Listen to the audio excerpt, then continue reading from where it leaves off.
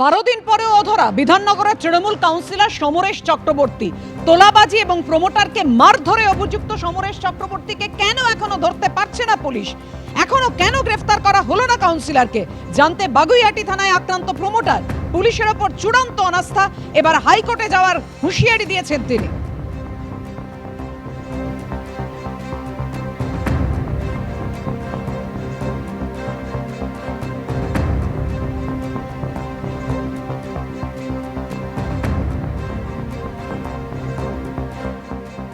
আমরা এই মুহূর্তে বাগুইআটি থানাতে রয়েছি। ঘটনার প্রায় কেটে গিয়েছে 12 দিন, এখনো পর্যন্ত মূল অভিযুক্ত 9 নম্বর ওয়ার্ডের কাউন্সিলর সমরেশ চক্রবর্তী গ্রেফতার হয়নি। এই মুহূর্তে কেসের কি স্ট্যাটাস রয়েছে, কেন কোনো অগ্রগতি হচ্ছে না তা জানতে সরেজমিনে এই মুহূর্তে থানাতে এসেছেন কিন্তু আক্রান্ত প্রমোটার। কিশোরবাবু, আপনি এলেন, কোনো কথা হল অফিসারদের? অফিসার বলতে যিনি আইও আছেন ওনাকে ফোন করলাম, উনি ফোনটা ধরেননি। যাই হোক, বড়বাবুকে ফোন করলাম, আইসি সাহেবকে, উনি বলল যে আপডেট আমি দেব, খুব তাড়াতাড়ি দেব। কিন্তু আমার বক্তব্য হচ্ছে 12 দিন অতিক্রম হয়ে গেল, এখনো পর্যন্ত মূল অভিযুক্ত যে তোলাবাজ কাউন্সিলর, এত এভিডেন্স সত্ত্বে এখনো পর্যন্ত কেন গ্রেপ্তার হলো না? আতঙ্কের মধ্যে রয়েছেন, কারণ আপনি তো ইতিমধ্যে কাজ শুরু করে দিয়েছেন। হ্যাঁ, আতঙ্কে তো যত সময় না উনি অ্যারেস্ট হচ্ছেন সমরেশ চক্রবর্তী 9 নম্বর ওয়ার্ড কাউন্সিলর, তত সময় তো আতঙ্ক কাজ করছে। আতঙ্ক তো সবসময় কুড়ে খাচ্ছে যে কত বড় প্রভাবশালী যে এখনো পর্যন্ত অ্যারেস্ট করতে পারলো না তাকে।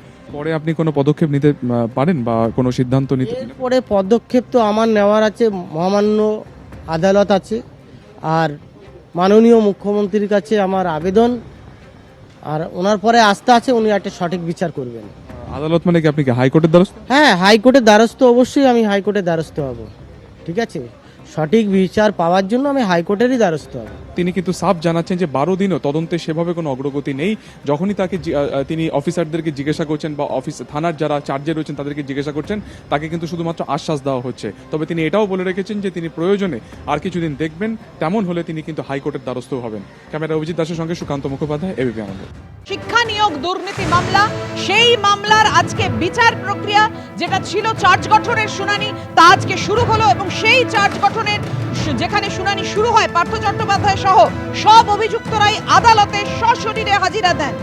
দুটি ফ্ল্যাট থেকে উদ্ধার হওয়া 50 কোটি টাকা পার্থ চট্টোপাধ্যায়। অর্পিতার নামে অ্যাকাউন্ট খুলে ব্যবহার করতেন পার্থ চট্টোপাধ্যায়। একাধিক ভুয়ো কোম্পানি খুলে লেনদেন করেছেন পার্থ চট্টোপাধ্যায়। কথা বলবো, আমাদের সঙ্গে রয়েছেন আমাদের প্রতিনিধি প্রকাশ সিনহা। প্রকাশ, অর্পিতা মুখোপাধ্যায় কি এটা জেরায় স্বীকার করেছেন? কি জানিয়েছেন ইডির আইনজীবী? একদমই, আমরা দেখলাম ইডির আইনজীবী যখন কেস ওপেন করা হয়, বিচারক বললেন যে ইডির আইনজীবীকে যে কেস ওপেন করুন, এবং তারপরেই আমরা দেখলাম ইডির আইনজীবী ভাস্কর বন্দ্যোপাধ্যায় তিনি এক এক করে অভিযুক্তরা যাদের নামে চার্জশিট রয়েছে, যাদের নামে আগামী দিনে বিচার প্রক্রিয়া শুরু হবে, তাদের প্রত্যেককে বলে দিলেন যে তাদের বিরুদ্ধে কি কি অভিযোগ রয়েছে এবং কোন কোন ধারায় ইডি তাদের বিরুদ্ধে বিচার প্রক্রিয়া চালাতে চায়।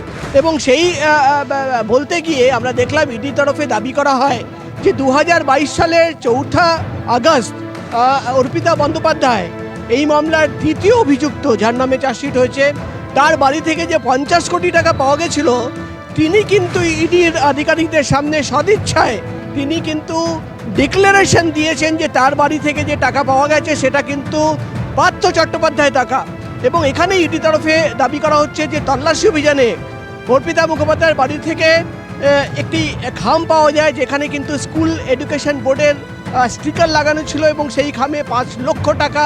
এবং সেখানেই শেষ নয়, ইডির তরফে দাবি করা হচ্ছে যে একাধিক ভুয়ো কোম্পানি খোলা হয়েছিল অর্পিতা বন্দ্যোপাধ্যায়ের সঙ্গে, একাধিক পার্টনারশিপ ফার্ম খোলা হয়েছিল, এবং প্রত্যেকটি কোম্পানির কাগজ কলমে নিশ্চয়ই অন্য কেউ ডাইরেক্টর ছিল, কিন্তু কন্ট্রোল করতেন পার্থ চট্টোপাধ্যায়, এবং পার্থ চট্টোপাধ্যায় অন্য একজনের নামে সিম কার্ড ব্যবহার করতেন, এবং সেই সিম কার্ডের মাধ্যমেই কিন্তু প্রাক্তন শিক্ষামন্ত্রী বিভিন্ন লোকেদের সঙ্গে এই বিষয় নিয়ে, অর্থাৎ তার যে এই দুর্নীতির বিষয় সেটা নিয়ে কিন্তু কথা বলতেন। এখানেই শেষ নয়, আমরা দেখলাম কালীঘাটের কাকু, তার বিরুদ্ধে একাধিক অভিযোগ আজকে ইডির তরফে আনা হয়, এবং যখন চার্জ ফ্রেমের প্রক্রিয়া, শুনানির প্রক্রিয়া শুরু হয়, ইডির অভিযোগ যে কোটি কোটি টাকার কিন্তু লেনদেন করেছেন কালীঘাটের কাকু তাপস মণ্ডল, কুন্তল ঘোষ।